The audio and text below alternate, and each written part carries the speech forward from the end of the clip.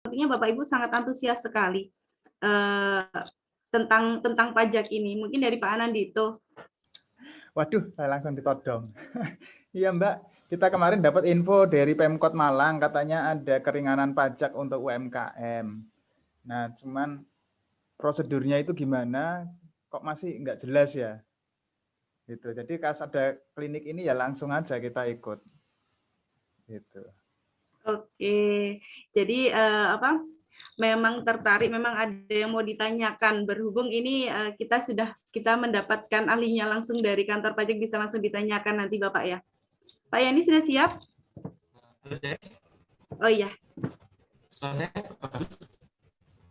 Ya, sudah lumayan Bapak.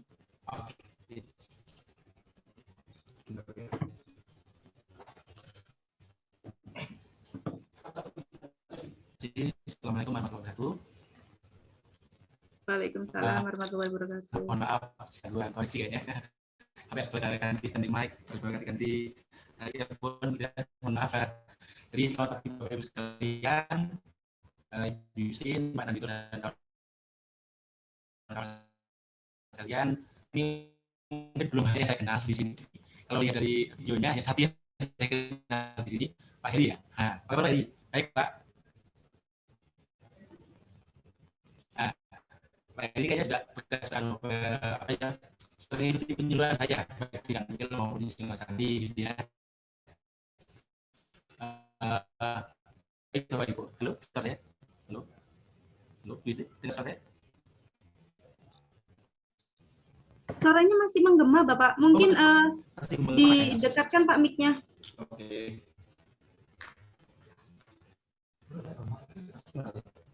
Saya ulangi, selamat. Terima kasih. Saya teruskan ya Bu Yusri ya. Siap Bapak. Ya, Assalamualaikum warahmatullahi wabarakatuh. Waalaikumsalam warahmatullahi wabarakatuh. Materi kita pada pagi hari ini adalah bangkit bersama pajak Bapak Ibu. Bangkit bersama pajak yang halaman pertama.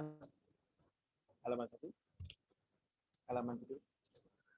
Nah, ini bangkit bersama pajak, gotong royong wajib pajak untuk pemulihan ekonomi nasional. Jadi Ditjen Pajak juga ikut serta dalam rangka upaya pemulihan ekonomi nasional.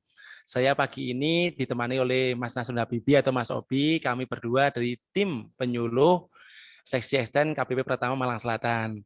Seperti saya sampaikan tadi, mungkin belum ada yang saya kenal di sini Bapak Ibu, kecuali satu orang seperti tadi Pak Heri ya. Jadi Pak Heri ini sering mendampingi saya, juga sering saya repoti untuk mengisi juga masalah UMKM gitu.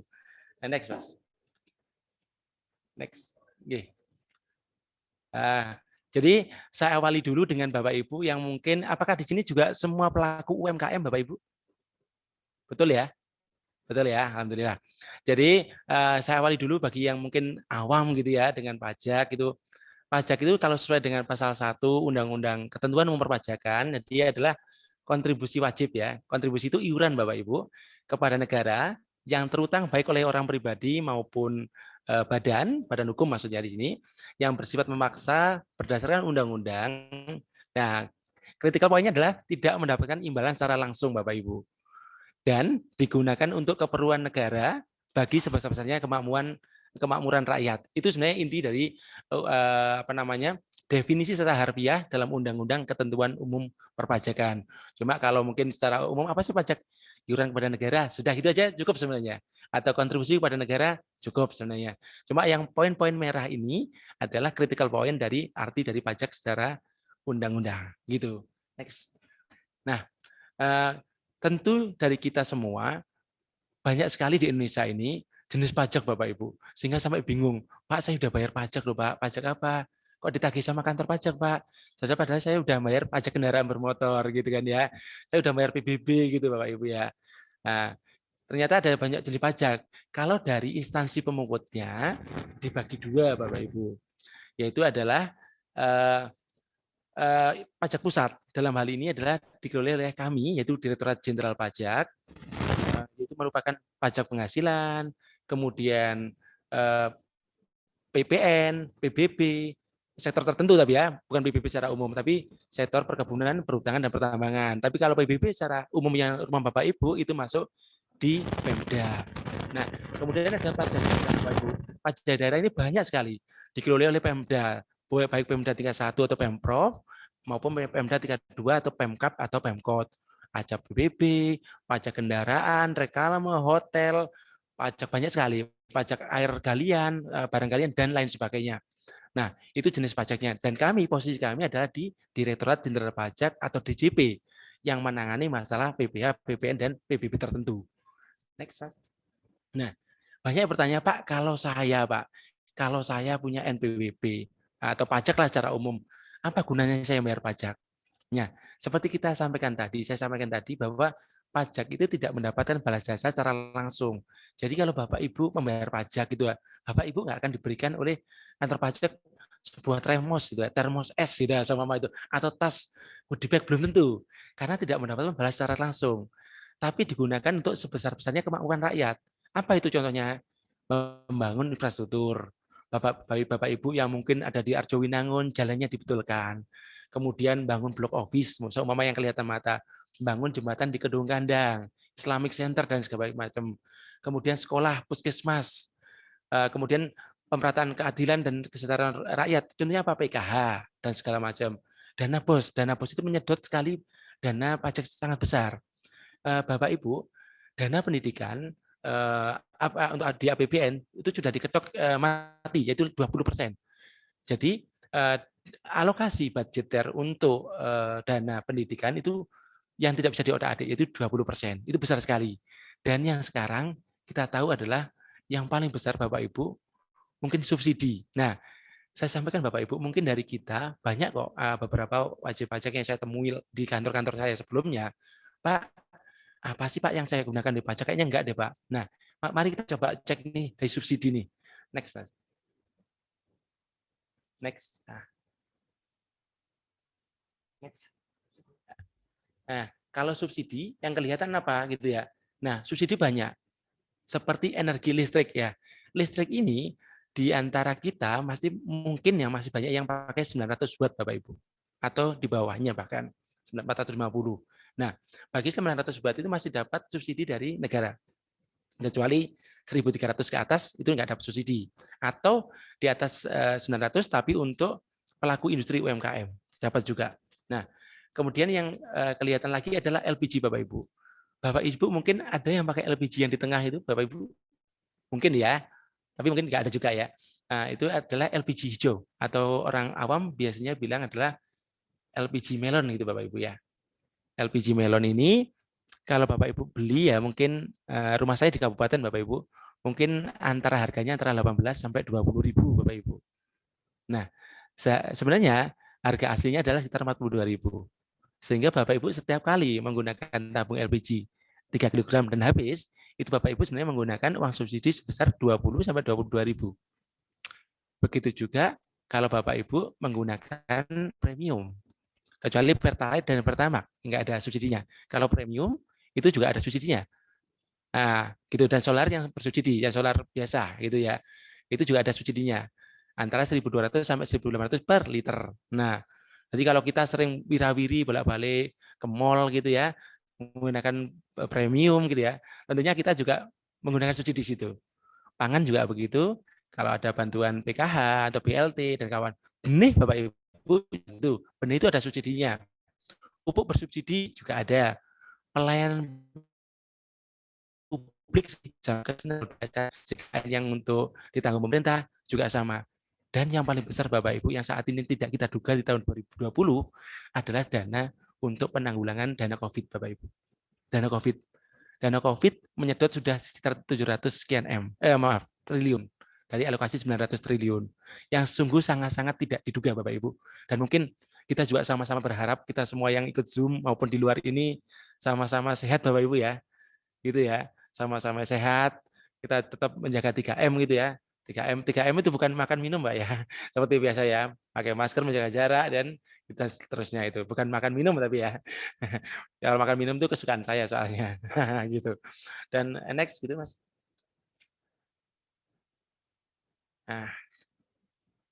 Nah, Bapak Ibu, kalau di kita di pajak ini kalau orang Muslim gitu ya, bayar pajak itu sebenarnya bukti cinta tanah air gitu ya. Kalau orang Muslim gitu ya.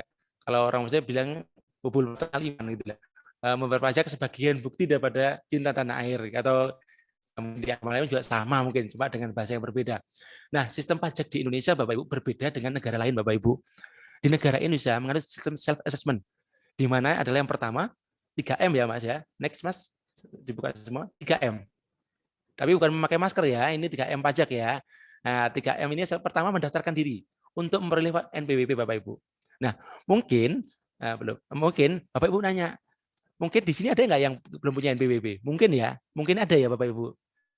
Nah, Bapak Ibu, kalau Bapak Ibu belum punya NPWP, daftar ke kantor pajak Bapak Ibu ya. Mas Ibu, saya mau datang kantor pajak Pak, mau daftar NPWP? Enggak. Sekarang adalah zamannya online. Jadi nanti saya tunjukkan, oh ternyata daftarnya online loh, pakai HP bisa loh, pakai tab bisa loh. Saya yakin orang Kedung Kandang, orang Arjowinangun, Wonokoyo sudah paham lah. Kalau internet paham banget saya, gitu ya. Jadi kalau nanti ada yang belum punya Pak, saya punya belum punya, daftar online. Belum bisa, kami pandu dari sini Pak. Kami ada namanya helpdesk namanya di sini, siap gitu ya. Lewat online ya. Kalau NPWP itu apa? Nomor pokok pengusaha kena pajak. Nanti mungkin itu next ya, yang kita bahas hari ini karena itu lebih lanjut. Yang M kedua adalah menghitung sendiri Bapak Ibu, membayar sendiri, nyetor-nyetor sendiri Bapak Ibu, yang terutang dengan benar. Jadi itulah namanya self, namanya sendiri gitu ya. Berarti ngitung pajaknya berapa sendiri, di mana di dasar atas dasar kejujuran. Kejujuran wajib pajak Bapak Ibu. Dan yang M ketiga adalah melaporkan SPT. SPT itu apa? Surat pemberitahuan. Pemberitahuan baik masa maupun tahunan. Kalau Bapak Ibu cukup tahunan saja. Saya tahunan aja. Nanti yang di chat juga akan saya jawab satu-satu, Bapak Ibu tenang saja. Oke. Kemudian next ya 3M tadi seperti itu. Next, Mas. Nah, dibuka semuanya. Kami sejak mulai 2002 kami menggunakan namanya sistem modernisasi perpajakan Bapak Ibu, di mana semua kanal, mohon maaf, semua proses bisnis kami menggunakan kanal elektronik atau electronic channel gitu ya. Pendaftaran Bapak Ibu kita menggunakan e-registration, jadi manual sudah nggak musim gitu Bapak Ibu ya. Meskipun mohon maaf ya, kami menyadari nggak semuanya Bapak Ibu, saudara lah ya, saudara-saudaranya dengan tetangga-tetangganya yang mungkin nggak familiar dengan internet, itu kami masih bisa lah membimbing, tapi tetap lewat online. Di helpdesk juga membantu kami dengan e-registration atau di www.pajak.go.id itu menunya banyak sekali, ada registration dan segala macam. M yang kedua tadi adalah membayar atau menghitung dan membayar atau menyetor. Nah, mohon maaf Bapak Ibu, nanti disampaikan ya, Bapak petugas pajak tidak pernah dari dulu mulai tahun 1983 tidak pernah tidak diperkenankan menerima uang pembayaran pajak secara langsung. Kalaupun ada seseorang yang mengaku dari kantor pajak gitu ya, Pak saya mau nagih pajak Pak dari kantor pajak Malang Selatan atau dari Singosari atau dari Kepanjen Batu dan segala macam, yang nagih Bapak uangnya saya ambil, itu saya pastikan adalah palsu. Pertama adalah tidak ada pembayaran pajak di tempat. Tidak ada. Jadi lewat pertama lewat bank, Bapak Ibu. Karena bank atau kantor pos persepsi. Apa itu persepsi? Yaitu kantor pos atau bank yang menerima pembayaran pajak. Bank apa aja? Semua bank, Bapak Ibu. Kecuali mohon maaf BPR. Kalau BPR tidak bisa. Atau koperasi cuman belum bisa. Jadi kantor pos, bank persepsi, semua bank, baik bank daerah maupun bank nasional. Ketiga adalah EDC, Bapak Ibu. Mungkin sudah paham semua ya EDC ya, Pak ya? Ada yang belum paham mungkin EDC ya? Paham ya, kalau Pak Nandito ini ngangguk-ngangguk ini paham pasti nih. Pak Heri ini udah sering gunakan kayaknya, atau bahkan punya yang pribadi Pak Heri ini. Jadi EDC itu Electronic Data Capture gitu Bapak Ibu ya. Nah, di EDC itu Bapak Ibu seperti yang mesin di, mohon maaf ya, di bilang nama Indomarket ya, saya bilang nama merek ya, Indomarket itulah. Yang di tengah kiri ada gesek itu namanya EDC. Kemudian juga ada namanya agen, 4 agen laku pandai itu Briling, Bapak Ibu kalau tahu Briling, kemudian BNI, agen BNI 46, agen Mandiri sama agen Batara itu juga menerima pembayaran pajak. Kemudian ATM Bapak Ibu. ATM apa yang bisa untuk bayar pajak? Hampir semua ATM bisa Bapak Ibu, hampir bisa. Kemudian banking Bapak Ibu. Tapi mohon maaf ya, ini internet banking ya, bukan mobile banking ya. Jadi saya pernah ada BP konsultasi gitu sampai lama 5 menit. Oh nggak bisa Pak, bayar internet banking. Ternyata yang dipahami beliau adalah mobile banking. Jadi mobile banking dengan internet banking nggak sama. Jadi kalau internet banking itu pakai web ya, pakai web. Jadi lebih banyak mana kalau mobile banking. Kalau mobile banking itu aplikasi yang tertanam di install ke handphone, jadi lebih sedikit. Kemudian ada marketplace Bapak Ibu ya. Ada yang tahu marketplace nggak Bapak Ibu? Ada marketplace nggak Bapak Ibu? Jadi marketplace itu adalah lapak jualan online tuh Bapak Ibu. Ada Tokopedia, bisa terima pembayaran ada 2 Bapak Ibu. Jadi ada Tokopedia sama Bukalapak. Itu Ibu. Jadi lebih banyak sekarang. Jadi nggak ada ceritanya jauh dari bayar pajak, enggak. Sekarang dekat. Dan yang ketiga adalah pelaporan. Pelaporan pun sekarang itu lewat online. Bukan sekarang sih, itu lewat online. Sehingga kita mengurangi atau mereduksi wajib pajak untuk datang ke kantor pajak. Apakah boleh Pak ke kantor pajak?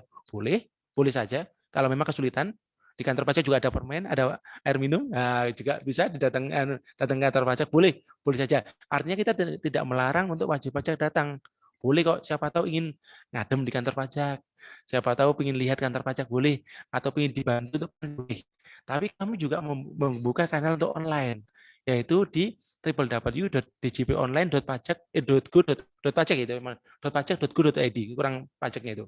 Nah, di seperti itu. Itu sumbernya adalah di pajak.go.id. Semua bisa.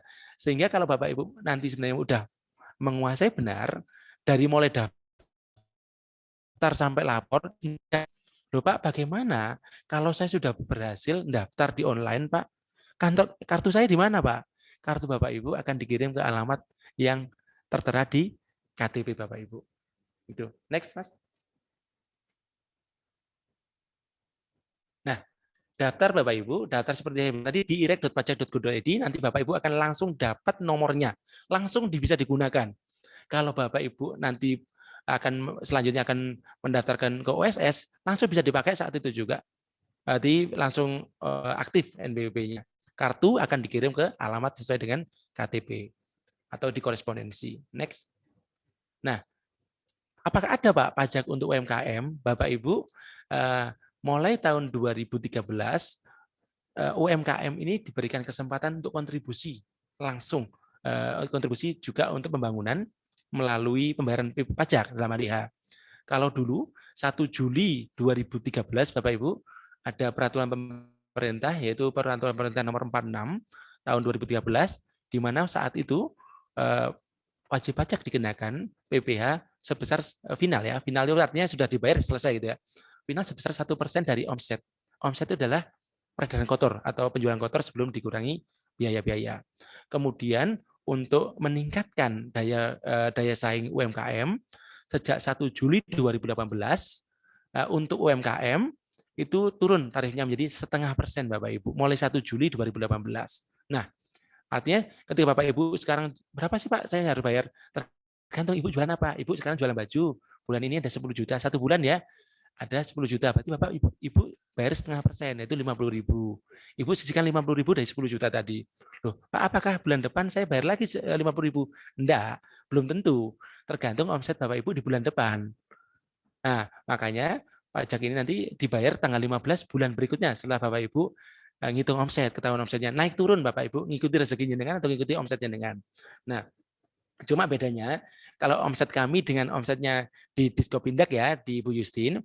Kalau di Bu Justin kan pakai Undang-Undang Nomor 12 tahun 2008 ya tentang UMKM yang kemudian diadopsi dengan Undang-Undang Cipta Kerja ada sampai yang omsetnya 300 juta sampai dengan 2 miliar, 2,5 miliar sampai 50 miliar. Kalau kami UMKM itu di bawah 4,8 M sudah kena 0,5%, udah kita aja. Berarti ringkas gitu ya. Next Mas. Nah, bayarnya Bapak Ibu, bayarnya itu nanti menggunakan kode billing Bapak Ibu. Kode billing. Bagaimana cara membuat kode billing? Ada caranya. Ada juga yang tanpa kode billing Bapak Ibu, yaitu 4 ATM. Yaitu atau internet banking yaitu Mandiri, BRI, BNI, Bank BCA, itu tidak perlu kode billing, bisa. Seperti saya bilang tadi, bayarnya tadi di banyak tempat. Ada di ATM, teller bank, kantor pos internet banking, mobile banking, marketplace dan seterusnya. Bayarnya tanggal 15 bulan berikutnya. Jadi kalau sekarang adalah bulan Februari, Pak. Pak Yani saya mau bayar nih Pak bulan Februari, untuk bulan Februari. Bayarnya nanti di Maret. Paling lambat tanggal 15, paling cepat tanggal 1. Kenapa kok tanggal 1? Karena Bapak Ibu biar ngitung omset di bulan Februari dengan penuh gitu ya.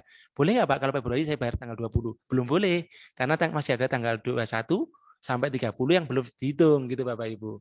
Nah, ini kanal-kanalnya untuk yang buat kode billing dan bayar pajak Bapak Ibu. Nanti materi ini saya bagikan kepada Bu Justin, bisa dibagikan ke Bapak Ibu sekalian. Nanti selesai acara Bapak Ibu bisa nanyakan apapun. Saya cuma nanti nanya Bu Justin dikasih waktu berapa sehingga Bapak Ibu bisa nanya apapun. Next, Mas. Nah, Bapak Ibu lapornya seperti ini. Nah, Bapak Ibu yang bagi yang mempunyai NPWP Bapak Ibu, bagi yang mempunyai NPWP, kami informasikan kembali bahwa pelaporan wajib pajak, pelaporan SPT tahunan untuk orang pribadi itu paling lambat tanggal 30 Maret Bapak Ibu. Jangan sampai lewat. Lebih bagus awal. Pertama adalah mengurangi traffic di DJP online. Kalau Bapak Ibu kalau mau ke KPP ya mungkin belum sudah ramai Bapak Ibu sekarang, tapi belum begitu crowded seperti Maret nanti. Kalau mau online sangat luar biasa seperti ini caranya. Mungkin kalau Bapak Ibu mau mengundang perwakilan satu orang bawa ke sini, monggo kami ajari. Nah, kalau Bapak Ibu mau ngambil khusus wajib pajak yang terdaftar di KPP Malang Selatan, khusus ya, wajib pajak di Malang Selatan, kami membuat apa ya namanya? Short gitu ya, short link ya sebelah kanan aja peaktime.com itu Bapak Ibu bisa ngambil antrian online untuk SPT tahunan bagi yang mau dilayani langsung di KPP Malang Selatan. Itu adalah antrian online Bapak Ibu. Pak bagaimana kalau seumpama kami nggak online? Nanti ada acaranya Bapak Ibu. Jadi peak time ini hanya untuk wajib pajak Malang Selatan Bapak Ibu. Jadi kami sekarang sementara hanya melayani wajib pajak yang di KPP Malang Selatan. Kalau yang KPP lain nanti diarahkan ke KPP yang sendiri atau lewat online di DJP online. Nah, ini adalah menu-menunya. Bapak Ibu bisa login tadi. Next sebelumnya, Mas.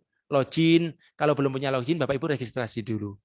Kalau sudah pernah login tapi lupa, ada lupa password. Tadi tidak ada kata nggak bisa, pasti bisa. Nah, cuma mungkin siap, kami siap.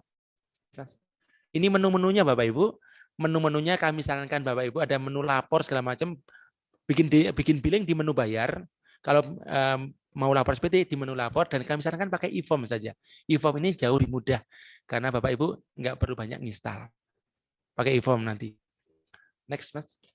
Nah, ini saya contohkan saya aja ya, tapi nama beneran cuma nomor NPWP dan segala macam saya tutup gitu ya. Ini adalah contoh tanda terima Bapak Ibu. Kalau Bapak Ibu sudah pernah terima seperti ini, artinya Bapak Ibu sudah sah, sudah lapor SPT tahunan. Loh Pak, saya sudah bayar PPh final kok 700.000 setahun atau 150.000 setahun Pak, tapi kok status SPT saya nihil. Iya. Jadi Ibu, kalau yang mungkin pernah punya pengalaman seperti itu, jadi sudah membayar PPh final 0,5% atau 1% yang lama, kok nihil? Memang nihil Bapak Ibu. Jadi nihil artinya sudah tidak ada lagi yang terutang di SPT tahunan. Clear? Artinya ketika Bapak Ibu sudah bayar tiap bulan, hanya perlu kewajiban lapor tiap tahun. Nah, ini kalau udah dapat biru-biru seperti ini, sudah aman, sudah. Tahun depan laporan lagi. Nah, gitu. Next. Nah, sejalan dengan materi kami tadi, Pak, kok dari tadi kok melulu hanya masalah bayar pajak doang atau Pak? Apa nih bebungahnya ke orang Jawa atau insentifnya untuk teman-teman UMKM?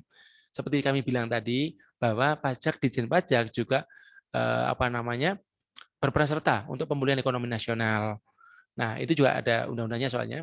Nah, kemudian kami juga kantor pusat meluncurkan Peraturan Menteri Keuangan nomor 86 tahun 2020, untuk Peraturan Menteri Keuangan nomor 19 tahun 2021, yaitu insentif pajak untuk wajib pajak terdampak pandemi. Siapa terdampak?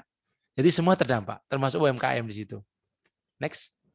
Nah, UMKM saya ibaratkan seperti ini ya. Saya kalau lihat gambar seperti ini jadi ingat produk-produknya kawan-kawannya Pak Heri, Pak. Jadi banyak sekali yang kami temui waktu itu, alhamdulillah teman-teman UMKM juga terus semangat gitu ya. Saya senang kalau diskusi atau ngisi acara UMKM karena variatif produknya gitu ya dan menyenangkan gitu ya. Siapa sih yang terima insentif itu? Jadi wajib pajak yang dikenai PPh final, yaitu yang di bawah 4,8 miliar tadi. Pak, kalau saya kan usaha mikro Pak di bawah 300 juta. Pak, usaha saya 1 tahun 1 miliar. Sama Bapak Ibu. Selama Bapak Ibu omset setahun kurang dari 4,8 M, Bapak Ibu menggunakan instrumen insentif ini. Sebenarnya insentif ini sudah ada April Bapak Ibu, sudah mulai April 2020 dan kemarin diperpanjang sampai dengan Juni 2021 Bapak Ibu. Jadi kalau Bapak Ibu sudah menggunakan instrumen ini, Bapak Ibu nanti mengajukan atau melaporkan laporan realisasi PPh final ditanggung pemerintah, artinya PPh-nya nggak perlu bayar Bapak Ibu sampai Juni 2021. Sejak Bapak Ibu ngajukan. Jadi kalau Bapak Ibu ngajukan mungkin di bulan Januari, berarti Bapak Ibu hanya Januari 2021, berarti Bapak Ibu hanya memanfaatkan Januari 2021 sampai dengan Juni. Nggak perlu bayar PPh finalnya. Ditanggung pemerintah, cuma perlu laporan realisasi saja. Laporan realisasinya tiap bulan di mana Pak? Kantor pajak? Enggak, online sama di DJP online tadi atau di pajak.go.id tadi. Jadi semua online Bapak Ibu. Kami meng-approve atau menyetujui lewat online semua. Jadi nggak ada yang manual. Satu pertama adalah mempercepat pelayanan, kedua untuk mereduksi penyebaran COVID-19 Bapak Ibu. Next. Nanti Bapak Ibu juga akan dapat seperti ini. Kalau Bapak Ibu Pak, kalau seumpama saya selain dengan jualan ke masyarakat umum, saya juga jualan ke bendara-bendara pemerintah Pak. Atau saya nyetok ke pabrik makanan Pak. Bapak Ibu nanti bisa mengajukan surat keterangan ini Pak. Keterangan seperti ini nanti akan nggak dipotong sementara sampai dengan Juni 2000. Katakanlah ada nyetok ketela Pak. Banyak WP saya dulu di Singosari nyetok ketela rambat itu ke pabrikan snack di Pasuruan. Silakan ngajukan ini Bapak Ibu. Selama omset Bapak Ibu 4,8 M ke bawah, berhak sampai Juni untuk tidak membayar pajak atau ditanggung pemerintah. Ini namanya insentif Bapak Ibu. Next. Nah kalau yang ini adalah bagaimana saya cara ngajukan Bapak Ibu. Saya mohon maaf, ini saya nyontoh satu wajib pajak ya. Ini bagaimana saya cara ngajukan untuk insentif online Bapak Ibu. Nanti di menu DJP online tadi ada menu layanan Bapak Ibu. Layanan, kemudian klik namanya KSBP. KSBP adalah konfirmasi status wajib pajak. Yang mungkin kalau Bapak Ibu sudah biasa OSS akan mendengar namanya KSBP. Menggunakan suatu fasilitas pajak maupun di luar pajak harus konfirmasi ke Ditjen Pajak. Nah, di menu layanan KSBP, next Mas, di bawahnya ada klik itu Mas. Nah, ada surat keterangan PP23. PP23 itu adalah peraturan pemerintah nomor 23 Bapak Ibu. Yang Bapak Ibu dikenakan 0,5%, tapi karena pandemi bisa dibebaskan. Atau ditanggung pemerintah. Bahasanya biar sama. Ditanggung pemerintah. Next. Nah, kemudian nanti lapornya ada menu e-reporting. Ada lapornya. Bapak Ibu kalau kesulitan pun nanti akan kami bimbing saat perwakilan Bapak Ibu, silakan nanti di e-reporting. Kalau e-reporting selesai, sudah selesai Bapak Ibu.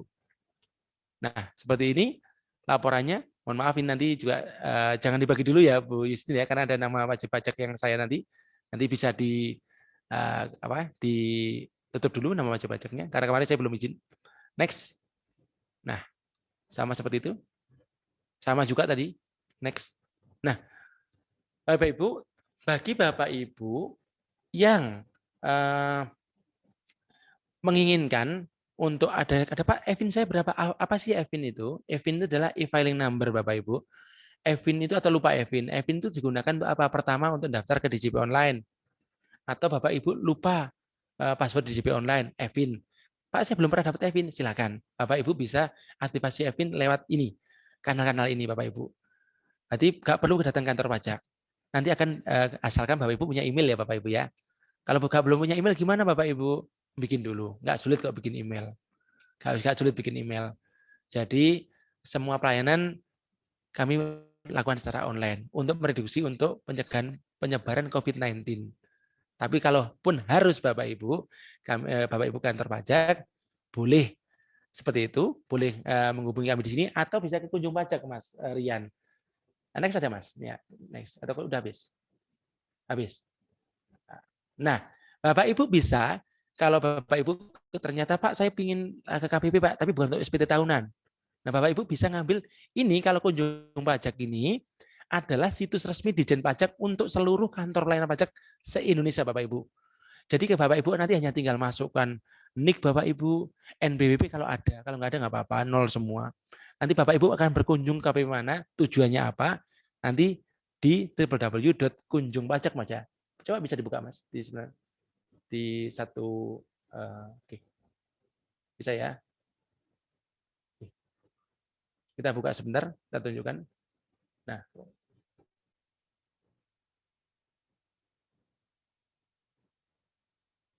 kunjung pajak. Ya.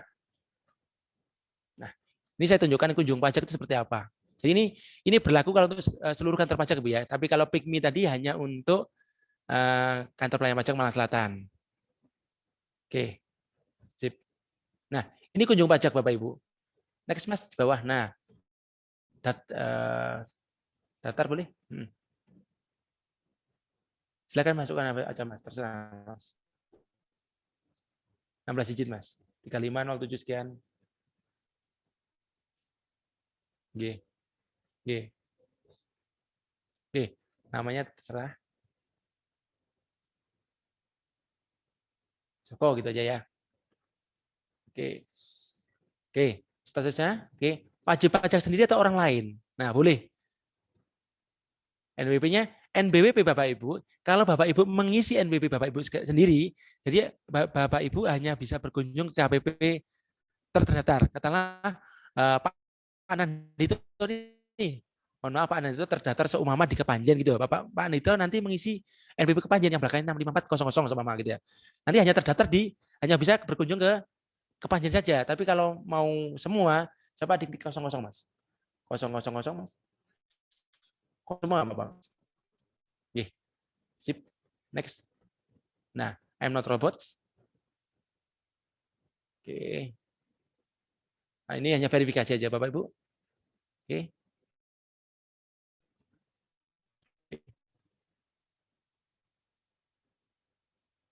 Oh, 623 aja Mas. 0000623. Kode KPP itu ya. Next.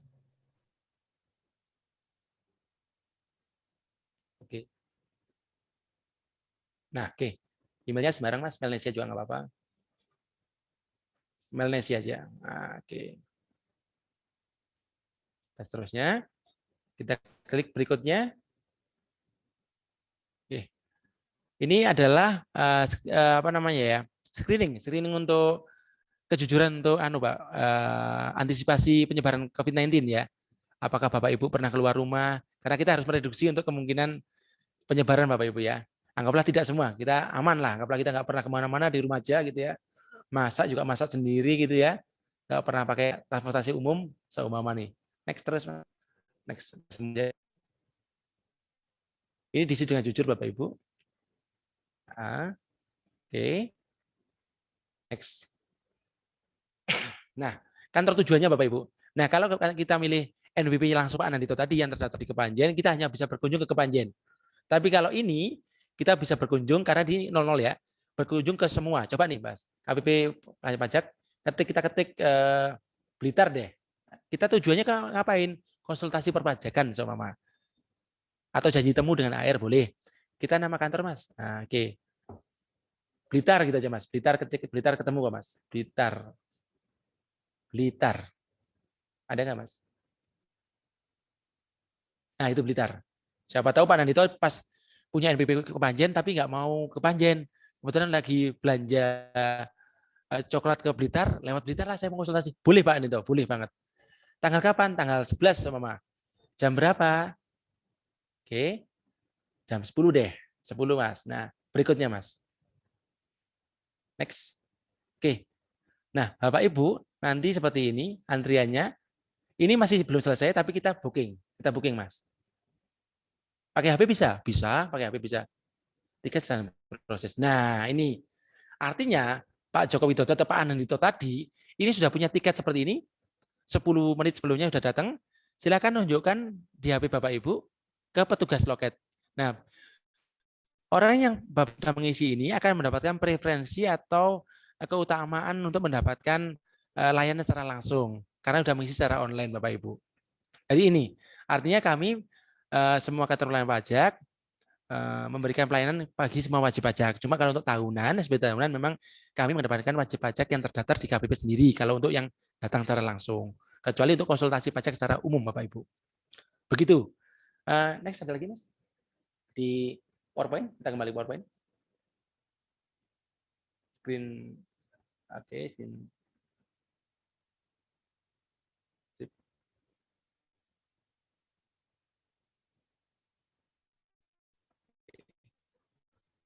Oke, next.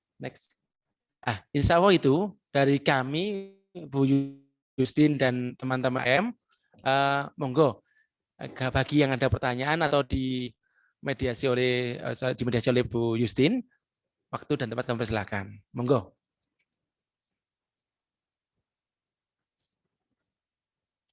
Halo, Bu Justin? Atau sambil nunggu Bu Justin, saya juga izin menjawab ya Bapak Ibu ya. Izin menjawab yang dari pertanyaan-pertanyaan Bapak Ibu ya. Yang dari atas dulu, Mas. Nggih. Oke. Pak Nandito ya, materi bisnis plan Pak ya. Betul Pak Nandito ya? Halo, Pak Nandito? Oh, unmute. Oh, sorry. Unmute, Mas. Pak Nandito. Oke. Iya Pak, itu tadi. Halo, monggo Pak Nandito. Ya, itu tadi Bu Justin tanya untuk materi yang diperlukan apa saja. Jadi saya jawab materi bisnis plan. Tadi sambil nunggu. Oke. Iya. Tapi kalau pertanyaannya tadi yang mau saya sampaikan Pak, tadi Bapak menjelaskan ada insentif keringanan ya untuk wajib pajak ya UMKM. Nah, apakah itu terbatas hanya UMKM saja? Maksudnya tadi kan dijelaskan kalau itu pendapatan di bawah 4,8 M ya, 4,8 M. Nah, bagaimana dengan UMKM yang pendapatannya masih di bawah 4,8 M, tapi sudah mengajukan PKP, Pak? Karena biasanya untuk keperluan kita memenuhi tender atau apa dari pemerintah, itu biasanya kita diminta untuk menjadi PKP dulu, agar bendara pengeluaran pemerintah itu bisa memotong PPN ya. Betul. Oke, langsung saya jawab Pak Nandito ya. Langsung saya jawab, oke. Jadi ini adalah dua hal yang mungkin dipisahkan Pak Nandito antara PKP dengan insentif PPh final, oke. Jadi kalau PKP Pak Nandito, sebenarnya PKP itu ada dua. PKP yang wajib dan PKP yang ingin sendiri. Ya, gitu ya. Jadi PKP yang wajib sesuai dengan Peraturan Menteri Keuangan Nomor 197 Tahun 2013, semua wajib pajak baik badan maupun orang pribadi diwajibkan untuk dikukuhkan jadi PKP. Manakala dalam satu masa pajak peredaran brutonya melebihi dari 4,8 M. Jadi tidak pilihan. Jadi ketika ada orang yang omsetnya di atas 4,8 kayak mau jadi PKP, itu diwajibkan jadi PKP oleh kantor pajak. Karena itu adalah amanah dari PMK 197 2013. Tapi ada juga, banyak juga wajib pajak yang sebenarnya masih UMKM di bawah 4,8, tapi ingin melebarkan sayap dengan bertransaksi dengan bendara pemerintah atau mungkin bukan pemerintah juga, swasta. Saya dulu di Singosari, saya sebelumnya di Singosari dan di Kepanjen, itu banyak wajib pajak yang tidak hanya dengan pemerintah, Pak, tapi dengan swasta. Contohnya apa? Dengan supplier kayu, Pak. Kemudian dengan industri makanan ringan. Meskipun omsetnya di bawah 4,8, saya mau transaksi dengan jenengan, tapi asalkan jenengan PKP dulu, gitu ya. Betul ya, Pak Anandito ya? Apa tujuan mereka? Itu ada tujuannya, Pak Anandito. Jadi ketika beli dari Bapak yang sudah PKP, itu nanti PKP-nya PPN-nya bisa dikreditkan. Bagi mereka keuntungan, Pak. Nggih. Bagi jenengan itu nanti ada PPN yang dipungut gitu Pak ya, PPN dari mereka yang dipungut. Tapi ketika omset Bapak tahun kemarin, hitungannya dari tahun kemarin Pak ya, di SPT tahunan belum lebih 4,8 M, tahun ini meskipun Bapak PKP tetap dapat insentif final Pak. Kecuali tahun ini Pak, tahun ini sampai Desember tahun 2021 Bapak sampai Desember 2020 Bapak udah melebihi 4,8 M. 2021 tidak boleh menggunakan insentif karena Bapak bukan lagi UMKM dalam kacamata pajak. Tapi bagaimana kalau seumpama Pak ya nih, saya Januari ini Pak, Januari 2020 Pak ya, 20. Saya ini baru ngerintis, biasanya orang Arjowinangun bilangnya merangkak, ya. Itu orang Arjawinangun bilangnya merangkak gitu, senengannya merangkak gitu. Masih merangkak usaha baru omset 10 juta, Pak.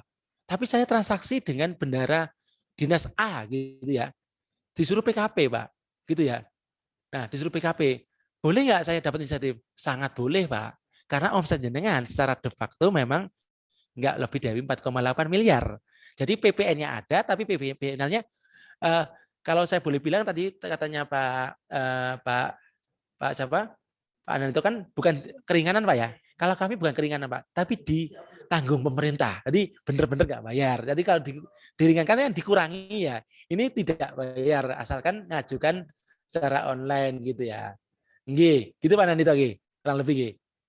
Bisa menjawab, Pak? Mungkin? Bisa nggih. Oke, sekarang dengan pertanyaan berikutnya.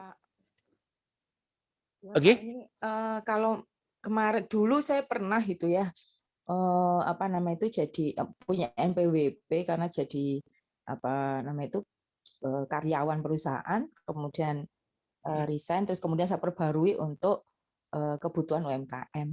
Nah, pas waktu jadi karyawan perusahaan itu, Pak, karena saya baru saja diperbarui kemarin, baru pekan kemarin. Pas waktu jadi karyawan perusahaan itu, seingat saya nggak pernah mendapatkan surat atau peringatan atau apa yang apa namanya itu yang saya harus wajib melakukan SPT atau saya harus melaporkan bagaimana itu saya nggak ngerti gitu. Nah ini saya khawatir juga karena saya belum pernah ya, jangan-jangan nanti kemudian saya ternyata miss tapi memang nggak ada peringatan apa-apa begitu. Sebenarnya bagaimana itu Pak? Nggih. Ini Bu Mas Luha ya? Iya Pak. Bu Mas Luha nggak ada videonya ya? Oh enggak Pak, memang saya mati. Oh enggak pakai ya? Berarti saya juga harus nutup video saya ini.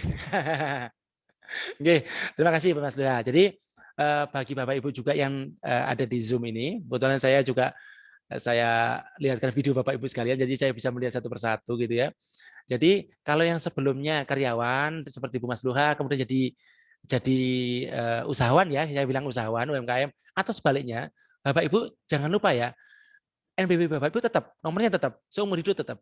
Tapi Bapak Ibu wajib untuk melakukan perubahan data Bapak Ibu ya, wajib. Jadi ketika Bapak Ibu nggak melakukan perubahan data, nanti tetap namanya adalah karyawan swasta Bapak Ibu.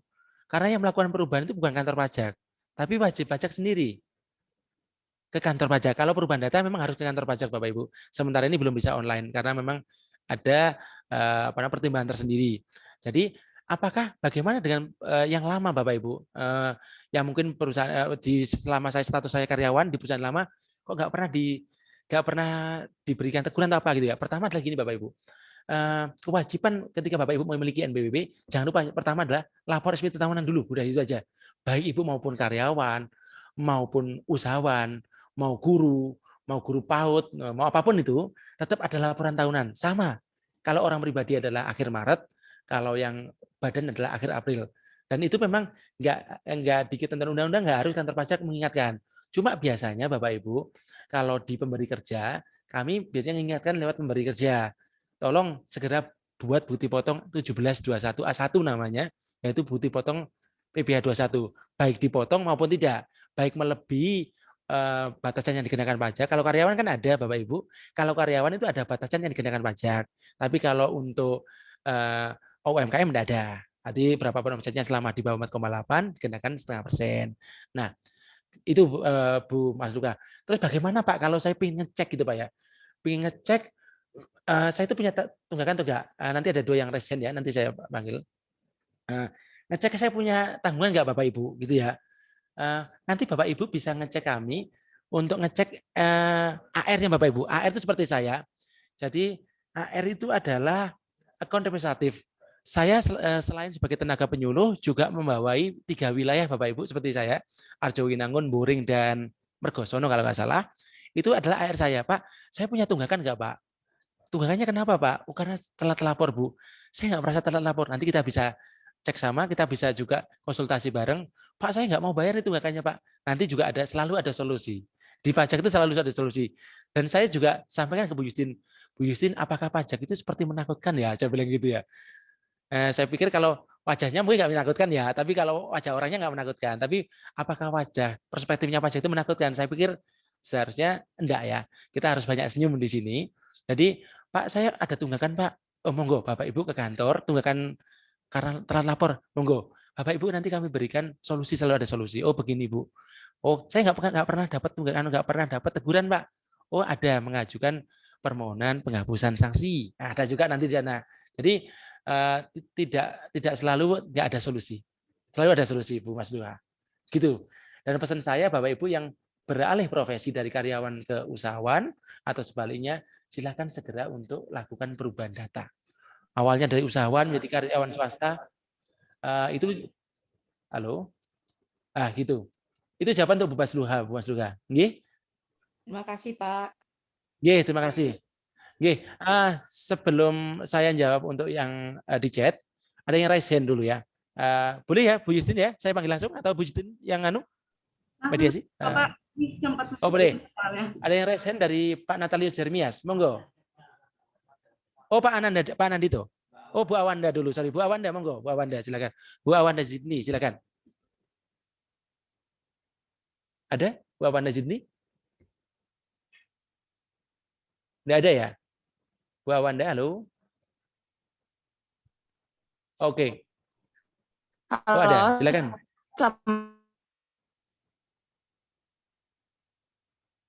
Halo?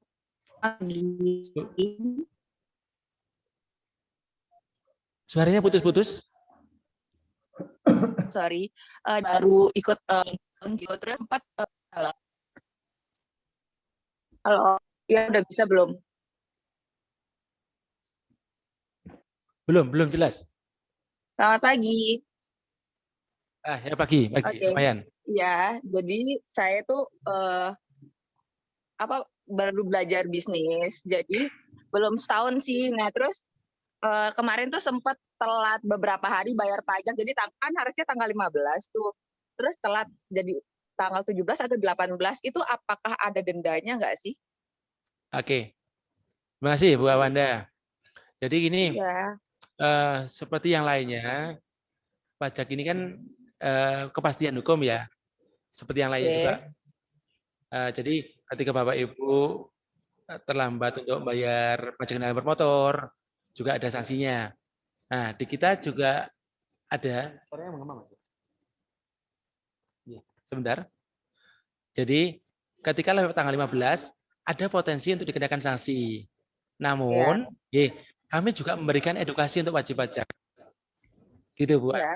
Jadi ketika Ibu mendapatkan sanksi, silakan segera ke pajak. Nanti ada formulir namanya formulir penghapusan sanksi administrasi.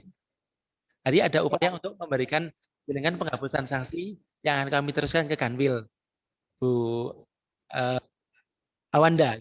Iya. Jadi itu pengajuannya itu saat kita lapor SPT tahunan kah? Oh, tidak. Jadi Bapak Ibu, ketika kita sanksi itu nggak langsung sanksi terlambat, saya bayar denda nggak bisa. Jadi sanksi itu harus dibayar kalau ada tagihan pajak. Jadi sanksi itu dibayar ketika Bapak Ibu mendapatkan surat tagihan dari kantor pajak. Jadi, ketika belum ada itu, ya udah nggak usah bayar dulu, nggak usah ajukan penghapusan dulu, santai-santai saja. Nggak akan bertambah juga tuh sanksinya. Jadi lega, gitu. Takut. Kecuali kalau terlambatnya berkali-kali, ya gitu. Oh gitu. Oke, Mbak Wanda. Oke, kalau gitu terima kasih ya. Oke, sama-sama. Monggo, berikutnya Pak Natalius.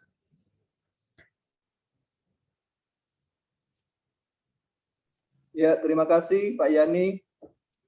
Dengaran suara saya ya? Wah, dengar. Halo. Bagus, Pak. Dengar ya.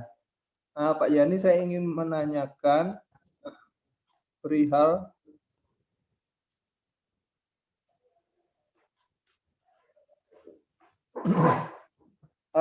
bagaimana penghitung yang dikenakan pajak itu bagi mereka yang tidak berada pada lembaga, artinya secara pribadi. Kemudian pendapatan itu yang seumpama saya ya, pendapatan itu kan naik turun, tidak katakanlah 3 juta atau 2 juta, kadang tidak sampai seperti itu. Itu bagaimana menghitungnya ya? Terus terang saya sih belum memiliki SPT atau NPWP itu sendiri. dan bahkan pendapatan itu sangat berkurang gitu. Nah, menghitungkan 1 tahun terus menghitungkan per bulannya itu bagaimana Pak ya untuk pendapatan itu sendiri.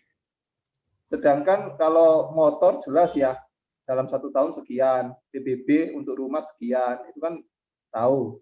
Nah, sedangkan untuk pendapatan pribadi itu bagaimana Pak cara menghitungkannya itu? Terima kasih. Terima kasih Pak Natalius. Jadi gini, UMKM ini baik bagi orang pribadi maupun dari Bapak Ibu ya. Jadi tidak dipisahkan. Nah, kalau bagi badan jelas lah CV atau PT gitu ya, atau koperasi atau firma gitu ya. Ketika dia usaha katakanlah usaha jualan keripik ya, dia langsung dikenakan sama dengan orang pribadi. Jadi omsetnya adalah 1% gitu ya. Maaf, omsetnya adalah 10 juta di bulan Januari. Ini untuk lembaga dulu atau sorry untuk badan, kita bilang badan aja. Untuk badan, tadi katakan dapat 10 juta. Nanti bulan Januari dapat 10 juta, artinya di tanggal halo? Suara saya didengar? Oke. Nanti katakanlah dapat di bulan Januari, Bapak Ibu Pak Natalius ngitung dari omset koperasi, ini koperasi dulu Pak ya, atau badan atau CP 10 juta. Anggaplah bulat ya, biar hitungannya nggak susah-susah. Daripada nanti saya buat 10 juta 790, nggak susah ya. Jadi 10 juta rupiah. 10 juta rupiah. Kemudian di tanggal 1 sampai tanggal 15 maksimal Februari, Bapak harus bayar 0,5%, Pak. Ketika Bapak nggak pakai insentif, yaitu 50.000. 0,5% kali 10 juta. Bagaimana saya cara ngitung, Pak? Bapak cuma bikin catatan kecil aja, Pak. Bukan pembukuan, Pak ya, catatan. Dan saya yakin memang catatan itu nggak sempurna, Pak. Namanya manusia, Pak. Manusia nggak ada sempurna. Jadi catatan itu ya kurang lebih mendekati benar gitu, Pak Natalius. Nah, artinya Bapak omset toko. Nah, begitu juga dengan orang pribadi, Pak. Nah, orang pribadi di sini mungkin perlu saya sampaikan bahwa dibagi dua, Pak. Dibagi dua. Jadi sebagai karyawan atau sebagai usahawan. Ini beda. Jadi kadang ada yang nggak bisa bedakan. Jadi kalau karyawan begini Pak, kalau karyawan itu Bapak bekerja di PTA gitu ya, atau PT CPA, atau sebagai guru madrasah, atau sebagai guru SMA apa gitu ya, itu sebagai karyawan Pak. Kalau sebagai karyawan, Bapak Ibu adalah ada batasan yang nggak dikenakan pajak Pak. Beda ya, namanya PTKP, penghasilan tidak kena pajak. Dan PTKP itu hanya dimiliki oleh karyawan atau pekerjaan bebas. Mungkin Bapak Ibu belum pernah dengar pekerjaan bebas ya. Kalau pekerjaan bebas itu adalah pekerjaan tertentu yang disyaratkan oleh Ditjen Pajak yang mempunyai keahlian tertentu, yaitu dokter, pengacara, penyanyi, dan seterusnya. Itu tertentu. Nah, atau karyawan. Kalau itu biasanya atau saya lah nih, bekerja di PTA. Kalau saya belum menikah, tapi saya sudah menikah Pak ya, saya sudah menikah. Jadi saya belum menikah nih, saya bujang nih. Jadi saya setahun sampai dengan penghasilan saya 54 juta setahun itu nggak dikenakan pajak Pak. Itu kalau saya single. Kalau saya menikah, untuk hak istri saya ditambah setahun 4,5 juta. Masing-masing tanggungan ditambah 4,5 juta. Maksimal 3 tanggungan. Berarti istri plus 3 tanggungan. Berarti istri dan 3 anak mama gitu. Itu diberikan itu. Itu hanya berlaku untuk karyawan. Seumpama Pak Natalius bekerja di PT ABC seumpama. Pak Natalius statusnya adalah menikah putranya 1. Berarti K1 dengan pajak. Nanti Pak Natalius berhak atas PTKP berupa berjumlah 54 juta plus 4,5 juta plus 4,5 juta. 4,5 juta untuk istri, 4,5 juta untuk 1 anak. Sehingga Bapak sampai dengan 63 juta setahun nggak dikenakan pajak. Tapi berbeda kalau Pak Natalius sebagai usahawan, Pak. Sebagai usahawan, Pak. Usahawan itu adalah kalau Bapak punya toko gitu, Pak. Kalau orang Wonokoyo lah bilangnya peracangan. Nah, ini bahasa umum ya, bahasa umum di kampung. Peracangan, Pak. Pak, saya satu hari gitu ya, jual peracangan 60.000, Pak, gitu ya, 60.000. Kemudian saya 60.000 naik turun lah. 1 bulan saya jual sekitar 12 juta, Pak. Bulan Januari. Jadi Pak Natalius akan dikenakan pajak bulan itu sejumlah 0,5% kali 60.000. Kali 12.000. Itu 60.000. Bulan depan ya naik turun lagi sesuai dengan catatan yang Bapak tulis. Begitu Pak Natalius, kurang lebih ngitungnya. Jadi kalau untuk UMKM itu gampang menghitungnya. Cuman untuk sampai dengan Juni Bapak Ibu masih gunakan bisa manfaatkan insentif dengan PPh ditanggung oleh pemerintah. Insya Allah gitu Pak Natalis ya. Mudah-mudahan bisa menjawab ya. Next, saya lihat atau Bu Yustin atau saya teruskan untuk menjawab? Monggo silakan teruskan Bapak. Oke, saya baca di chat dulu ya, chat dulu. Kalau ada yang gagal terus gitu ya, gagal terus daftar NPWP di IREK Bapak Ibu ya. Pertama gini, Bapak Ibu, saran saya adalah penting punya email dulu ya, punya email dulu. Kadang-kadang Bapak Ibu ada juga yang wanita menikah ingin punya NPWP sendiri ya. Ada ya, wanita menikah ingin punya NPWP sendiri. Padahal suaminya punya NPWP. Sebenarnya kalau dalam undang-undang pajak, itu sudah cukup satu punya suami. Itu sudah cukup. NPWP suami tadi boleh digunakan NPWP istri. Mulai dari peraturan Menteri Keuangan nomor 147 2017 dan seterusnya sampai sekarang itu masih belum berubah. Cuma terkadang juga karena suatu hal keperluan tertentu, misalnya ke bank segala macam, atau mungkin karena istrinya mau beli mobil sendiri gitu ya, wah gitu ya, ingin punya nama sendiri, dia punya NPWP sendiri, boleh nggak? Ya boleh, tapi itu dikecualikan. Jadi itu baru boleh daftar sendiri. Nanti terpisah dari NPWP suaminya. Kalaupun gagal terus, nanti bolehlah kami pandu dari sini jarak jauh nanti bukan jarak jauh, atau nanti salah satu dari ibu bisa ke helpdesk di kami. Di kami ada helpdesk Bapak Ibu ya, helpdesk TPT KW Pratama Malang Selatan yang bisa mandu Bapak Ibu untuk daftar secara online. Jadi kalau di rumah HP-nya udah nggak bisa dipakai, maksudnya udah nggak berhasil terus, sudah ganti email 15 kali nggak berhasil juga. Karena kalau email sudah kepakai sekali nggak bisa. Nanti nggak berhasil silahkan ke helpdesk KPP Malang Selatan. Ngisi ke kunjung pajak dulu. Jam berapa, tanggal berapa, monggo. Gitu. Next berikutnya, dari Pak Denny ya. Saya PKP Pak, dan sudah lapor masa setiap bulan. Saya harus minta pembebasan PPh final atau otomatis dapat. Pak Denny, jadi kalau PPh final ini adalah kalau yang lama, kalau PKP itu bertransaksi dengan bendara pemerintah atau swasta, biar nggak dipotong PPh 23 atau 22 namanya ya, bagi yang belum tahu nggak apa-apa. Itu Bapak Ibu ngajukan, Bapak Denny ngajukan surat keterangan PP 23. Tapi kalau untuk minta pembebasan final, Bapak Ibu Pak Denny sekarang cukup ngajukan ngisi laporan realisasi langsung. Nggak usah minta SK. Berarti laporan realisasi itu sebagai insentif Bapak Ibu. Di mana? Di menu e-reporting. Langsung otomatis. Kalau Pak Denny ini sudah biasa menggunakan web faktur atau DJP online. Dan itu pasti. Karena nggak ada PKP yang nggak pernah DJP online. Dulunya. Jadi kalau udah PKP, Pak Denny nanti ada menu e-reporting Pak. Di sana Pak. Menu e-reporting. Monggo di layanan e-reporting. Lapor reporting. Lapor e-reporting. Kecuali belum ada, Pak Denny bisa nambahkan di menu profile. Nanti langsung laporan realisasi. Itu. Next berikutnya di bawahnya. Tadi Bu Wanda sudah saya jawab. Next berikutnya. Sama dengan Bu Ika ya. Saya mau buat NPWP pribadi lewat online. Kenapa susah ya? Jadi pertama pastikan Bapak Ibu harus bawa NIK ya, NIK pribadi, kemudian NIK nomor KK ya Mas ya, nomor KK sama NPWP suami kalau udah menikah. Itu dulu. Oke. Kalau NPWP suaminya udah punya NPWP nanti harus dimasukkan. Dan kalau saya juga nggak tahu ya, kalau biasanya yang kami pandu itu selalu berhasil ya. Mungkin pertama ada linknya itu seringnya agak delay kalau yang lama, linknya ke email. Jadi saya sarankan untuk sementara ini Bapak Ibu, untuk sementara ya, ini bukan jualan ya, karena saya juga nggak punya endorse. Jadi kalau sementara ini untuk tidak gunakan email ke Gmail dulu, karena Gmail dengan DJP online agak lambat koneksinya untuk beberapa bulan terakhir ini. Jadi bisa pakai email yang lain, Yahoo kah, atau email yang lain. Nah gitu.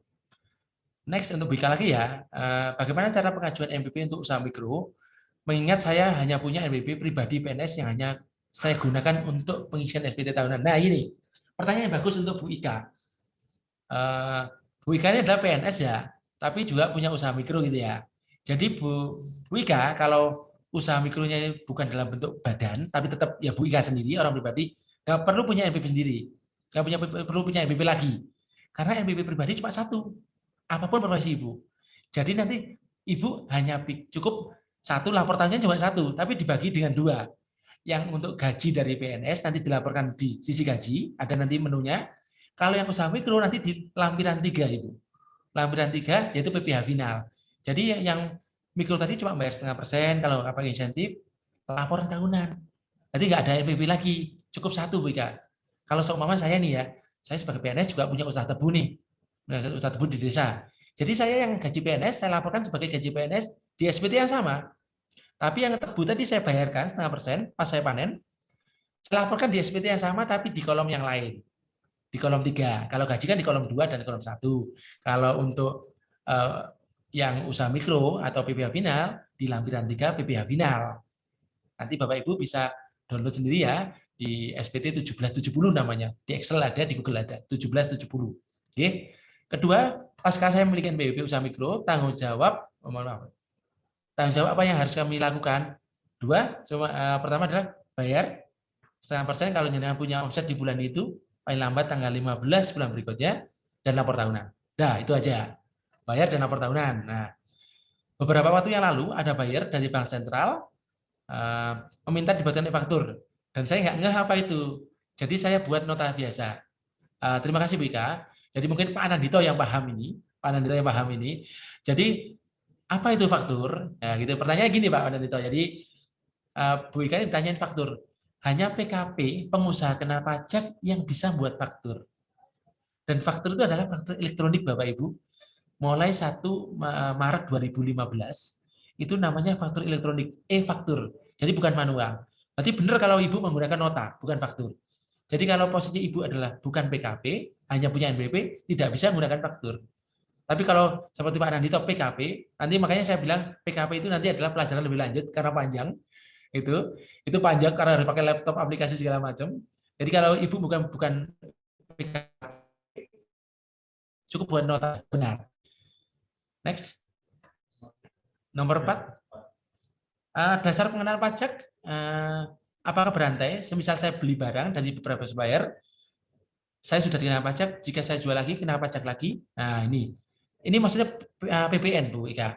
PPN, PKP. Jadi kalau Ibu beli barang yang ada PPN-nya, Ibu memang dikenakan PPN. Kalau Ibu jual lagi, kalau Ibu bukan PKP, kan Ibu nggak berhak mengeluarkan faktur. Jadi emang lebih besar. Tapi kalau Ibu PKP, Ibu untung. Karena apa? Ibu bisa ngurangkan PPN yang Ibu beli tadi dengan PPN yang Ibu beli. Ibu PPN yang Ibu jual dengan PPN Ibu beli. Itu kurang. Tapi kalau Ibu bukan PKP, memang yang menanggung PPN-nya adalah Ibu. Makanya itu keuntungan PKP. Keuntungan PKP. Nanti ada kelas khusus lah. Kalau Bu Justin mau ada kelas khusus PKP, nanti saya fasilitasi Bu. Dan itu memang lebih lanjut, lebih tinggi nanti. Adakah e-book bagi saya yang masih awam tentang perpajakan UMKM? Nanti coba saya cari ya. Kalau ada nanti saya bagi ke Bu Justin ya. Biar dibagi ke teman-teman UMKM. Nanti insya Allah ada. Next. Beda SPT dengan PPh apa ya Pak? Beda namanya Pak. Satu SPT, satu PPh gitu ya. Bukan beda tulisannya. Jadi SPT itu adalah sebagai sarana saja. Sarana untuk lapor atas pajak-pajak yang Bapak Ibu sudah bayar. Laporannya ya. SPT itu surat pemberitahuan aja. Jadi kalau Ibu udah bayar, Bapak Ibu udah bayar setiap bulan, setahun sekali itu lapor. Kecuali PKP. Kalau PKP ada laporan tiap bulan. Dan itu yang mungkin kelas lain gitu ya. Kemudian kalau bulan Februari ini kita baru mengajukan SKPP 23, berarti Januari masih tetap membayar PPh ya Pak Nandito ya? Begitu ya Pak Nandito ya? Pak Nandito, jadi pertanyaan Bapak adalah kalau bulan Februari ini kita baru mengajukan SKPP 23, berarti Januari kita masih tetap membayar PPh final nih Pak ya? Itu pertanyaannya ya.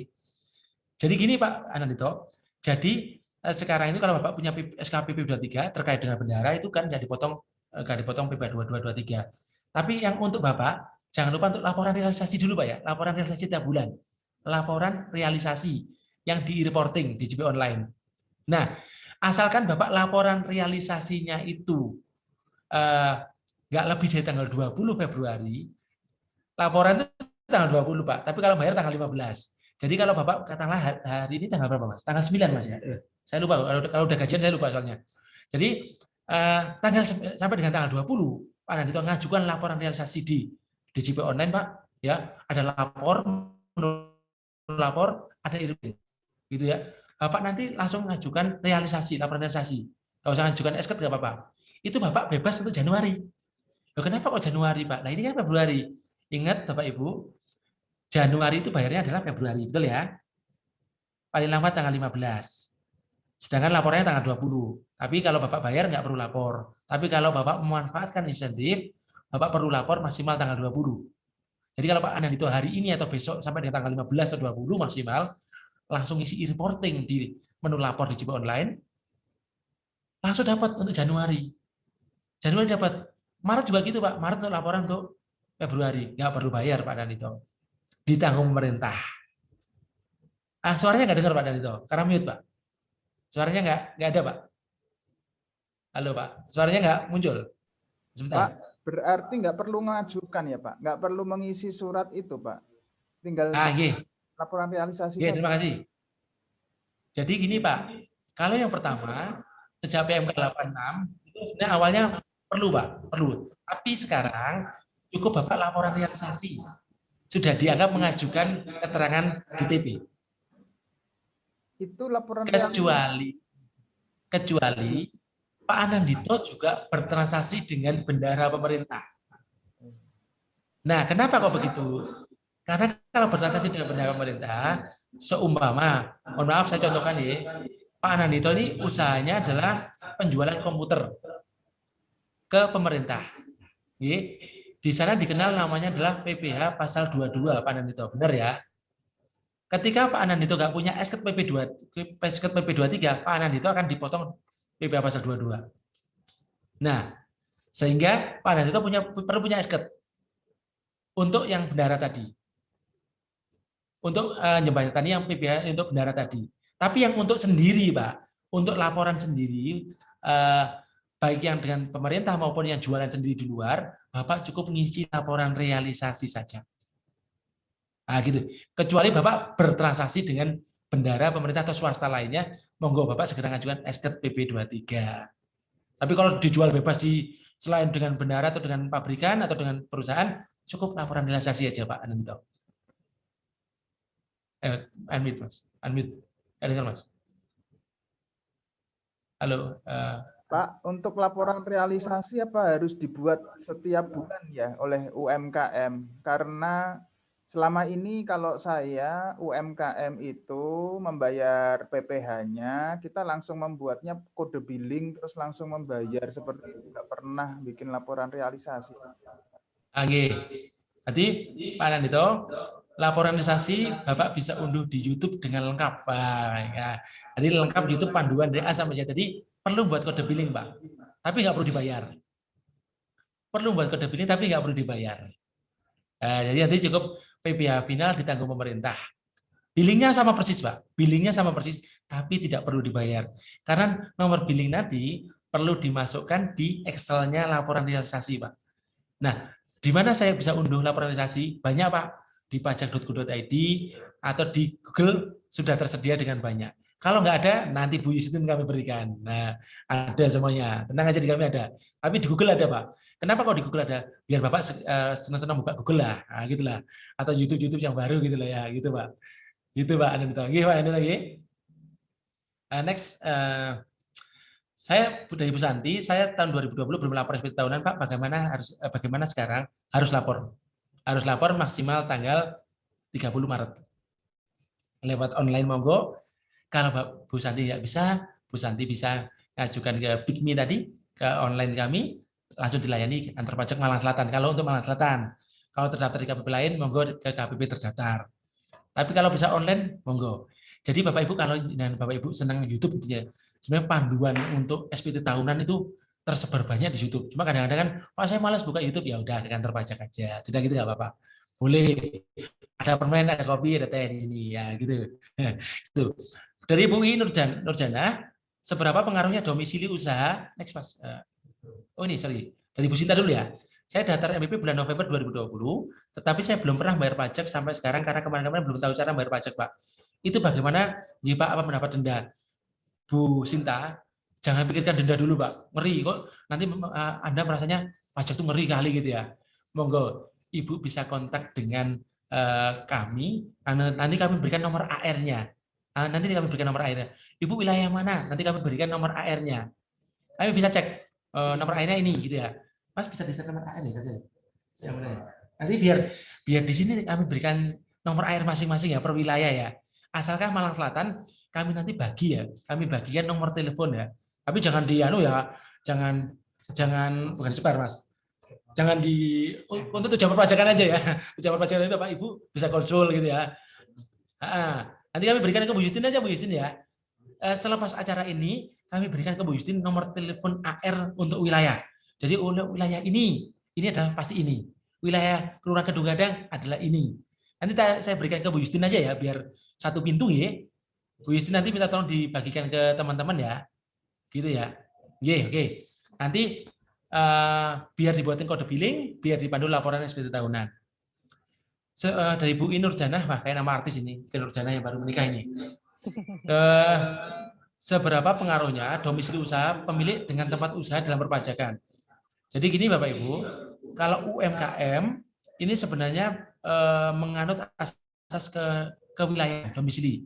Jadi kalau Ibu punya KTP di Duren seumpama, kenapa kok Duren? Karena rumah saya di Duren. Ternyata domisili usaha Ibu ada di anggaplah di Kelurahan Lesanpuro gitu ya.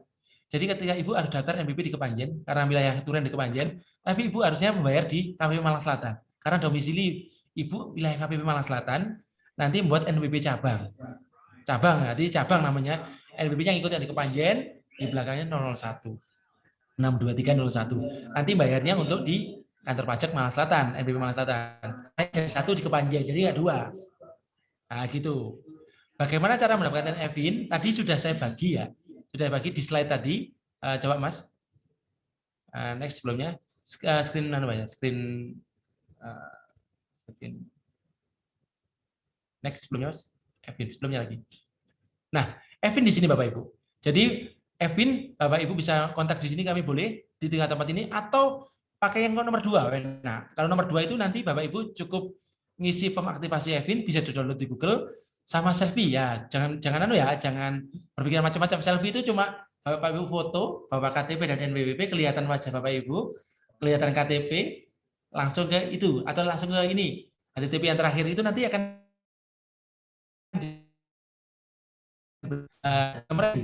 di situ BioLinky itu ya. Nah, BioLinky itu nanti dapat EVIN langsung daripada ke kantor pajak Malang Selatan loh ya, itu boleh online. Ini nanti monggo, ini bisa dicoba Bapak Ibu EVIN ini. Baik bagi yang nanti aja Mas. Nanti bisa dicoba langsung setelah acara ini. Baik yang sudah maupun EVIN. Next Mas. Oke. Saya tidak berani demokan karena apa? Nanti saya harus membuka nomornya orang nanti. Atau mau didemokan Pak Anandito? Pak Anandito monggo. Kalau mau didemokan, tapi harus buka gini. Pak Anandito mau screen dulu? Halo Pak Anandito. Di unmute Mas. Oke, sambil jawab Pak Anandito. Bu Justin, saya diberi waktu sampai kapan? Sampai jam 15 menit lagi Bapak. Jam berapa? 12? Sampai 15 menit lagi selesai. Oh, 15 menit lagi. Oke. Nanti kalau demo berarti demo gimana ya? Oke, nanti Pak Andito saya undang ke kantor aja, nanti saya ajari langsung Pak Andito. Monggo nanti langsung ketemu saya nanti ya Pak ya. Boleh. Enggak usah pakai pick me, enggak usah apa Pak, saya mau ketemu Pak Yani. Nah, nanti saya demokan di sini. Pak Anandito ya, khusus Pak Anandito ya. Sebelum saya jawab, kok saya belum dengar suaranya Pak Heri sama sekali ya Pak Heri ya. Ada Pak Heri enggak? Halo? Pak Heri Mas, coba di unmute Mas. Unmute. Ada Pak Heri enggak? Pak Heri, ya. Biasanya banyak masukan dari Pak Heri terkait dengan teman-teman binaan Pak. Ya, terima kasih Mas Yani, ketemu lagi. Halo. Apa yang mau ditanyakan Pak Heri? Oh ya, halo. Kok enggak ada? Iya, Pak. Dengar Mas Yani? Saya dengar Pak, saya dengar Pak. Oh iya. Selamat pagi. Menjelang siang ini ya, sudah siang Mas Yani. Terima kasih Mas Yani diberi kesempatan. Ya saya kaget juga Mas Yani nyusul saya ke kota ternyata ya. Kami sama-sama di KPP Singosari sekarang ke Malang Selatan. Saya ternyata bukan di Malang Selatan. Saya terima kasih, nanti malah saya itu untuk teman-teman lebih mudah Mas Yani. Dan nanti saya juga ingin Mas Yani juga sosialisasi ke paguyuban kami ya Mas Yani. Karena sekali lagi teman-teman kan pertama mungkin kurang tahu dan sosialisasinya mungkin nggak sampai mereka. Jadi ini saya ikut itu prolog supaya nanti saya juga bisa sampaikan kalau di pajak itu ada dispensasi pajak untuk kita. Jadi teman-teman UKM yang notabene terdampak ini bisa ikut di situ. Jadi sementara itu Mas Yani, nanti kita juga akan banyak waktu, nanti saya undang ya di paguyuban kami. Paguyuban kami. Terima kasih. Terima kasih. Pajak teman-teman semua. Iya, terima kasih. Terima kasih Pak Eri. Terima kasih, saya bertemu lagi dengan Pak Eri yang biasa juga kami repoti untuk mengisi acara juga. Kami sering ngisi bareng Pak Eri ya. Dengan ratusan UMKM di Kanwil dimanapun kami selalu ketemu Pak Eri. Makanya saya juga surprise ketika di DM Pak Eri, lo ketemu lagi di sini. Gitu.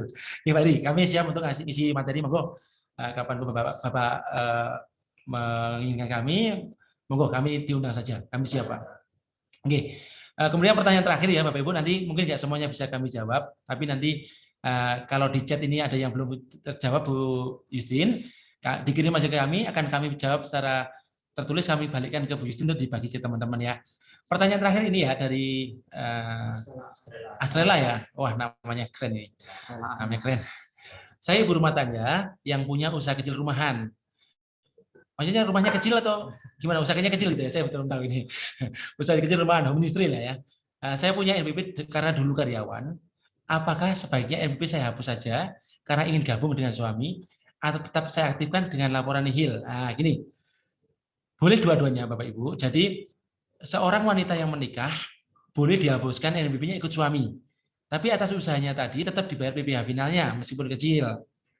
Meskipun kecil. Cuma kadang-kadang kami, mohon maaf ya, kadang-kadang kami itu menghimbau ke wajib pajak itu kadang ada yang bayar 1.500 gitu ya. Memang kecil memang. Tapi kami itu nyampaikan wajib pajak, Pak kami ada sharing fee dengan bank. Jadi bank itu setiap kali bayar pajak kami dipotong 5.000 gitu ya. Jadi kadang-kadang ada yang Pak saya bayar 5.000, 4.500. Ya udah Ibu, jangan pilih 4.500 karena omset saya memang 900.000 Pak. Kalau 900.000 kan setengah persennya 4.500 ya. Jadi Ibu bayar ke bank 4.500, negara dipotong 5.000, jadi tekor 500. Jadi kadang-kadang seperti itu, kadang-kadang Pak dijangkep aja 5.000, kadang seperti itu hanya intermezzo aja. Jadi kalau Ibu punya industri rumahan, Ibu boleh milih dua. Ibu kalau pengen simpel silahkan dihapus, ikut NPWP suami, dan nanti bayarnya, meskipun itu usahanya Ibu, itu silahkan pakai NPWP suami. Jadi dalam Peraturan Menteri Keuangan Nomor 147 tahun 2017 dan perubahannya, berarti suami itu adalah kepala keluarga, merupakan satu kesatuan ekonomi, sehingga cukup satu NPWP. Kemudian penghasilan istri dan anak yang belum dewasa. Apa itu anak yang belum dewasa? Anak yang belum dewasa tapi berpenghasilan. Contohnya dia punya YouTuber atau segala macam. Itu nanti penghasilannya ikut bapaknya. Disetorkan sama bapaknya karena dia masih diampu oleh orang tuanya. Nah, seperti itu. Jadi boleh Ibu mau pakai NPWP sendiri, monggo, tapi nggak nihil ya, tapi tetap bayar, atau dihapuskan pakai NPWP suaminya, boleh. Yang kedua, Pak, saya tadi out of topic ya, out of topic. Jika saya resign sebagai karyawan tahun 2017, tahun 2018 saya tidak lapor SPT nihil, apakah ada sanksi? Seharusnya kalau ada sanksi iya, yaitu keterlambatan laporan SPT tahunan itu dendanya 100.000 Bapak Ibu, 100.000. Tapi sekali lagi Bapak Ibu harus lapor tahunan, itu lapor tahunan. Itu nanti Bapak Ibu butuh. Kenapa? Ketika Bapak Ibu nanti udah punya NPWP ke OSS, itu nanti kalau nggak lapor tahunan, dia tertulis adalah NPWP tidak valid. Itu. Jadi kalau masalah sanksi, kesampingkan dulu karena nanti selalu ada solusi di sana.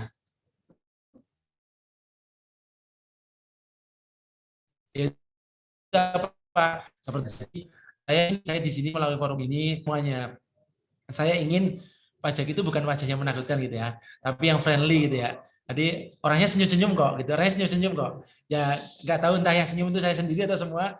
Tapi saya mulai dari saya bahwa bukan hanya wajah yang menakutkan, tapi kita bisa bermitra kok. Ada insentif kami sampaikan, ada penurunan tarif kami sampaikan ke wajib pajak, biar wajib pajak juga tahu kalau itu memang ada penurunan tarif atau insentif tidak ditanggung pemerintah. Insya Allah gitu. Jadi pertanyaan masih banyak, tapi namun karena waktu, nanti silakan Bu Yusti, nanti pertanyaannya juga disampaikan kembali kepada kami, khusus Pak Anandito, kalau mau laporan e-reporting, monggo. Saya undang secara khusus Pak Anandito tanpa perlu pikmi, tanpa perlu kunjung pajak, monggo nanti jenengan bisa kontak saya. Nomor saya ada di Bu Yustin. Kapan janjian saya ajari langsung di kantor. Khusus bagi jenengan. Kalau mau minta kopi, ada Pak. Nanti saya ada kopi satu, Pak. Saya siapkan kopi, nanti ada teh. Camilan juga ada, Pak. Gitu, Pak Anandito. Saya kembalikan ke Bu Yustin. Monggo, Bu Yustin. Baik, terima kasih Pak Yani atas ilmunya yang telah diberikan. Jadi sedikit mencerahkan bagi Bapak Ibu pelaku usaha mikro binaan kami. Oh ya Pak, ini ada suggest dari Bu Iin. Materi lebih lanjut tentang PKP perlu next Mbak Yustin ketemu gambar baiknya. Berarti kita bisa jalin kerjasama lagi ini Pak. Karena rupanya pelaku usaha mikro ini mau yang tentang PKP Pak. Gini Bu Yustin, bahwa kan kemarin itu sebenarnya ada WA dari satu wajib pajak, saya nggak tahu dari mana. Pak, kapan ya dibuat PKP baru? Saya malah senang. Saya dulu di Singosari, saya nggak tahu, kayaknya Pak Eri nggak ikut ya. Saya dulu 3 kali mengadakan kelas PKP baru. Jadi kalau memang banyak PKP barunya, saya sangat senang PKP. Karena PKP ini sebenarnya kelas advance ya, lanjutan. Tapi bagi saya pribadi itu menyenangkan. Ada kelas menyenangkan. Jadi kalau ada, Pak cuma 2 jam 2 dong kelas PKP baru atau PKP yang memang baru tapi mungkin belum paham karena perpindahan dari faktur Pak ya, Pak Anandito dari 2.0 menjadi 2.0 menjadi 2.2, 3.0. Nah, monggo. Jadi silakan, kalau kami PKP baru kami sangat senang sebenarnya. Sehingga nanti ada yang tanya tadi masalah nota, kok saya nggak punya faktur. Saya dengan senang hati menyiapkan waktu kalau memang diundang, monggo PKP baru. Gitu. Cuma kalau PKP baru itu sebenarnya kalau Zoom terus terang agak kesulitan karena kita harus langsung berpraktek di laptop. Oke. Bukan di HP ya, bukan di laptop ya, tapi di laptop. Kalau pakai PC juga repot, kenapa? Nanti harus motong-motong PC-nya yang CPU-nya gede itu. Jadi memang lebih bagus pakai PC. Pakai laptop. Dan kami dengan senang hati siap. Kalau PKP gitu. Kayaknya harus offline, Pak. Iya, kalau offline. Kalau tempatnya itu Pak Heri bisa menyiapkan tempatnya. Monggo Bu Yustin kami balikan. Baik. Mungkin Pak Yani ada tambahan atau mau ada kata closing lagi Pak atau sudah cukup? Oke. Dari kami sebenarnya cukup seperti itu. Saya dan teman-teman di sini saya dibantu oleh Mas Obi, oleh Mas Rian dari tim penyuluh menyampaikan terima kasih atas undangan dari Diskopindak. Harapan saya teman-teman UMKM juga tetap menjaga 3M, tetap sehat gitu ya. Usahanya tetap maju dengan adanya insentif ini. Saya juga nitip pesan semoga materi hari ini juga di-share ke teman-teman yang lain sehingga yang belum lapor SPT juga bisa segera lapor SPT, yang belum bayar nggak pakai insentif monggo segera lapor bayar. Dan saya juga pesan bahwa pajak itu nggak menakutkan, bahwa pajak itu menyenangkan. Ya paling nggak ingatlah senyum-senyum kami gitu aja lah. Insya Allah gitu aja Bu Yustin. Terima kasih. Saya akhiri, wassalamualaikum warahmatullahi wabarakatuh. Waalaikumsalam warahmatullahi wabarakatuh. Terima kasih Kak Yani dan kami Dinas Koperasi Perindustrian dan Perdagangan juga berharap dengan sudah tercerahkannya, diberikannya ilmu dari KPP Pratama Malang Selatan, berharap untuk pelaku usaha mikro ini tidak lagi takut seperti yang dikatakan Pak Yani bahwa wajah-wajah orang pajak itu tidak semenakutkan itu kok, mereka senyum-senyum, mau datang ke kantor pajak silahkan, ada air putih, ada kopi juga tadi, ada terus permen juga, jadi mau dingin juga bisa. Jadi kami harap para pelaku usaha mikro binaan kami sudah tidak lagi ketakutan dengan yang namanya pajak, apalagi sanksi pajak itu tadi udah disingkirkan dulu, nanti pasti ada solusinya. Akhir kata dari kami, terima kasih, tetap antusias mengikuti klinik, kami jadwalkan kembali, nanti kami koordinasikan tentang PKP lanjutan. Terima kasih Pak Yani atas waktunya. Terima kasih Bapak Ibu telah mengikuti kegiatan klinik online pada pagi hari ini. Saya dari host. Assalamualaikum warahmatullahi wabarakatuh. Terima kasih. Selamat siang. Selamat beraktivitas kembali.